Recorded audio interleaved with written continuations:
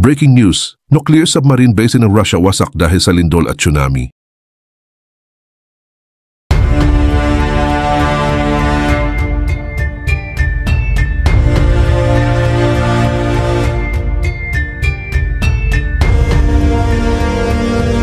Ito ang tsunami na tumama sa eastern coast ng Russia. You see, mga around 7:30 Eastern, isang malakas na lindol na mailakas na 8.8 ang tumama malapit sa Kamatra Peninsula sa dulong silangan ng Russia. Pagkalipas lang ng ilang minuto matapos ang lindol, agad na naglabas ng tsunami warning sa buong eastern coast ng Russia. At within 30 minutes, mga alon na kasing taas ng 12 feet o 4 meters ang naitala na tumama sa baybayin ng Russia. Pagkatapos nito, naglabas din ng tsunami warning sa Japan, Hawaii at pati sa eastern coast ng United States. Pagdating ng 2 am Eastern Time, nagsimula ng tamaan ng alon ang coast ng Hawaii at pati na rin ang California na may taas na umaabot sa 5 feet o mga 2 meters.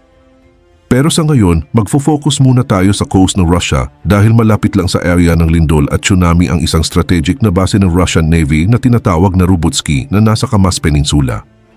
Sisilipin natin kung anong klaseng pinsala ang nangyari at kung ano na ang alam natin so far.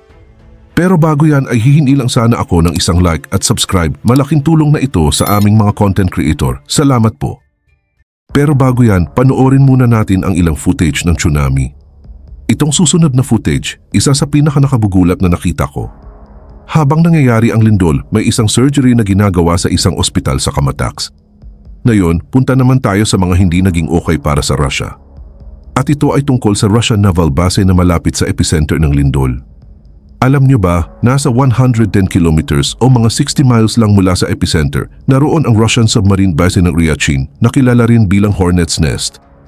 Diyan nakabase ang isa sa pinakamalalaking stock ng nuclear weapons at strategic delivery platforms ng Russia.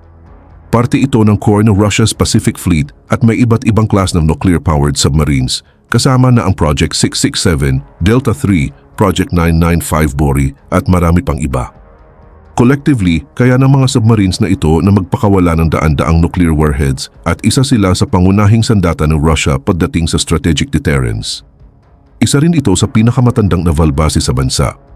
Naitayo ito noon pang 1904. Ayon sa mga ulat ng media, sa mga nakaraang taon, nire-rearm ng Pacific Fleet ang kanilang mga kagamitan. Kasama na dito ang 2 bagong nuclear submarines na inilipat na sa rehiyon. Pero marami pa ring units ang mula pa sa panahon ng Soviet Union. Ayon sa ulat ng Australian Ministry of Defense at Angus Naval Institute, matagal na pinabayaan ang fleet na ito.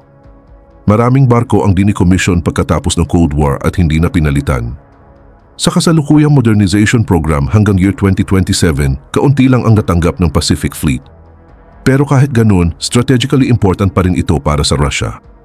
Bukod sa nuclear deterrence, layunin din ito na ipakita ang presensya ng Russia, lalo na sa harap ng Japan at China na pareho ring pinalalakas ang military capability nila. Kahit modern na ang mga submarines at kaya nilang tiisin ang pressure at lindol sa ilalim ng tubig, ang mga pasilidad sa lupa tulad ng missile storage depots, docking systems, at nuclear maintenance facilities ay mas madaling masira kapag may lindol. Kung may kahit anong parte ng command and control systems ang masira, pwedeng magdulot ito ng malalang epekto hindi lang para sa Russia kundi pati sa global nuclear stability. Hindi kasi tulad ng mga civilian nuclear plants na mahigpit ang mga safety protocol, ang military facilities ay madalas nakakubli sa lihim. Kaya hanggang ngayon, hindi pa malinaw kung anong emergency protocols ang pinagana sa base na ito matapos ang lindol at kung handa ba talaga ang Russia para harapin ang isang crisis sa base na naglalaman ng submarine-launched ballistic missiles na kayang umabot sa United States o Europe. Kung titignan natin ang nasa screen, makikita natin ang buong infrastructure ay direktang nakatayo sa tabing dagat at nasa taas lang ng mga 3 hanggang 6 meters above sea level. Hindi pa malinaw kung gaano kalala ang pinsala na gawa ng lindol mismo. Pagdating naman sa tsunami, kung lalampas ng 3 meters ang taas ng alon, malamang may epekto na ito sa pasilidad. At ayon sa mga ulat na lumabas, ang taas ng tsunami waves ay umabot nga ng 3 at minsan pangaraw ay 4 meters. Ang problema lang, sobrang higpit ng censorship sa area na ito ng Russia kahit bago pa nagkaroon ng lindol. At mas humigpit pa lalo matapos ang lindol dahil ayaw ng mga opisyal ng Russia na maglabasan ng videos at images ng mga importanteng lugar na baka gamitin ng Ukraine o ibang bansa para samantalahin ang kahinaan ng Russia. Sa mga susunod na araw, malalaman natin ang mas maraming detalye mula sa satellite imagery tungkol sa lawak ng pinsala. Pero sa ngayon, ito lang ang nakikita natin sa Russian social media kung saan may mga tao na nagpo-post ng clips o images ng damage lalo na malapit sa Pacific Navy base. At hindi lang sa rehiyong ito. Takot na rin si Putin na mag-alsa ang mga tao sa buong Russia kaya ang ASP mismo ay nagpapalabas ng mga patalastas sa Russian State DE na nagsasabing huwag lumaban kay Putin. Habang nangyayari ang lahat ng ito, patuloy pa rin ang Trump administration sa paglalagay ng pressure sa India at China, ang dalawang bansang tumutulong sa war machine ng Russia. Kasi ang totoo, ang dahilan kung bakit nakakaiwas sa epekto ng sanctions si Putin ay dahil may mga bansa pa ring willing magbayad para sa oil niya. May mga bansa pa ring nagbibigay ng pera sa kanya habang ginagawa niya ang walang saysay na invasion sa Ukraine.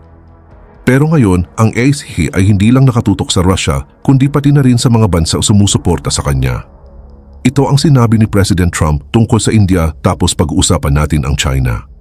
Ngayon, mahalagang linawin yung 25% na iyon ay hiwalay pa sa 100% threat na sinabi ni President Trump sa Russia.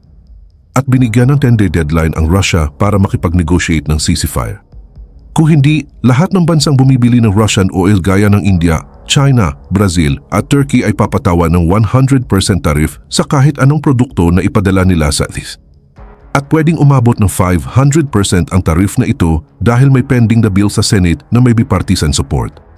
9 na po ang senators na sumusuporta dito.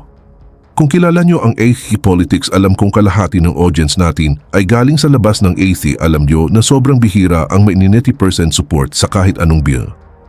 At ang fact na itong bill na ito ay may 90% support ay nagpapakita kung gaano kalakas ang determinasyon ng ASE na pigilan ang mga bansang tumutulong sa Russia. Isa pa sa dapat bantayan ay ang trade negotiations ng ASE sa China na hanggang ngayon ay ongoing pa rin. Sa katunayan, isa ang China sa kakaunting bansa na nagbibigay ng military support sa Russia. Maraming drones na ginamit ng Russia sa Ukraine ang may 100% Chinese parts. Ibig sabihin, ang China mismo ang nagbibigay ng drones na ginagamit ng Russia para pumatay ng mga Ukrainian civilians. At ito ang gustong pigilan ng ASE at ito rin ang isa sa mga bagay na pinag-uusapan sa trade negotiations. Narito si Secretary of Treasury Scott Bass, ang pangunahing tao sa mga negosasyong ito na nagbabahagi kung ano ang sinabi niya sa China tungkol sa relasyon nila sa Russia. Ngayon tingnan naman natin ang Russia. Nakakatawa kasi habang nangyayari ang lahat ng ito, tuloy-tuloy pa rin ang Russian propaganda lalo na sa loob mismo ng Russia. Kasi yung mga mamamayan doon hindi takot sa sanctions. Una, kasi hindi nila talaga naiintindihan kung gaano kabigat ang epekto ng sanctions sa ekonomiya ng Russia. At pangalawa, naniniwala sila na sobrang yaman ng Russia.